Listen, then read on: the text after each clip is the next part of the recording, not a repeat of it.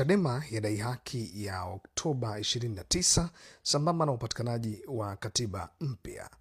Taarifa kutoka chama kikuu cha upinzani nchini Tanzania, Chadema, sasa kinaunganisha madai ya uwajibikaji kwa mauaji ya Oktoba 29, 2025 na shinikizo jipya la kusukuma mchakato wa katiba mpya, kikisema haki na mageuzi ya kisiasa haviwezi kutenganishwa.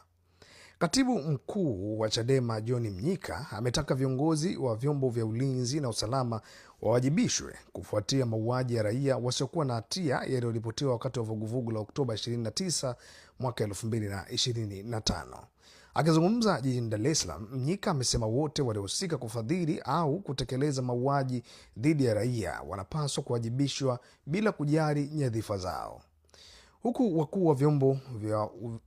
wa vyombo vya ulinzi na usalama wawajibishwe kwa kushindwa kuwalinda wananchi na kutumiwa kuhusika katika mauaji hayo na kushindwa kuzuia mauaji ya raia wasiokuwa na hatia, moja ya kauli iliyokuwa imetolewa na Mnyika. Ameongezea kuwa kamati kuu ya Chadema inataka kuundwa kwa tume huru ya uchaguzi ama uchunguzi ili kuchunguza kwa kina matukio ya Oktoba 29 mwaka 2025. Wakati huo huo, Mnyika amesema kamati kuu ya chama hicho imefikia uamuzi kwamba Watanzania hawawezi kusubiri tena mchakato wa katiba mpya, akisisitiza kuwa muda wa mabadiliko ni sasa.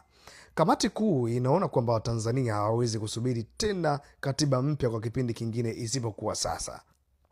Kamati kuu imedhamiria kuundwa kwa kamati ndogo ya kamati kuu ili kuandaa mkakati wa kukwamua mchakato wa katiba mpya, ikiwa na jukumu ya kuandaa muswada wa sheria kwa niaba ya wananchi, alikuwa amesema Mnyika.